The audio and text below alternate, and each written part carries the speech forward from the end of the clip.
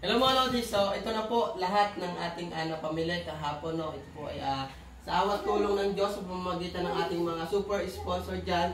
Maraming salamat po sa inyo. Kung hindi po dahil sa inyo ay hindi po natin to magagawa. Kaya naman salamat po sa Diyos sa lahat po ng paabot ng tulong. At ito na nga po yung ating mga naipamili. Yung mga notebook, ayan. So medyo medyo magandang klaseng notebook po siya. Hindi po siya yung ordinary. Medyo makapal. Mag-example tayo. Ayan. So, ayan. Naubusan kasi kami mga Lodi. Ayan o. Naubusan kasi kami ng stock kahapon. Kaya ito na lang yung aming binili. Siyempre, yung notebook ng pangbata. Meron diyang mga bag. Ito. Siyempre mga Lodi, no. Yung bag, medyo magandang klase na din yung aming kinuha. Ito. Ayan. Pangbata. Kinder daycare to. Tapos ito, puro Korean bag. Korean bag daw tawag dito eh. Ayan. Korean bag.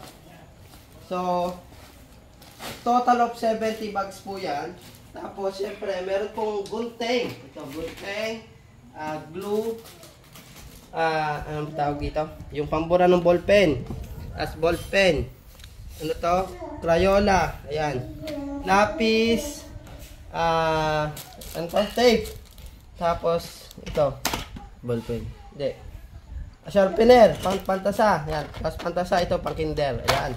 At syempre, ito, mga ruler, pencil case, at ito, bond papers, colored papers, at syempre, itong mga paper pads po. So, ayan. Ayan, grabe. Napakadami po. No, talagang sulit na sulit po yung ating kahapon sa Divisoria. Kaya naman, ito po ay ipapak na po namin per bag, no, para naka-ready na po siyang ipamigay mamaya sa mga bata. Kaya mamaya po, abangan nyo po, ilalim po natin.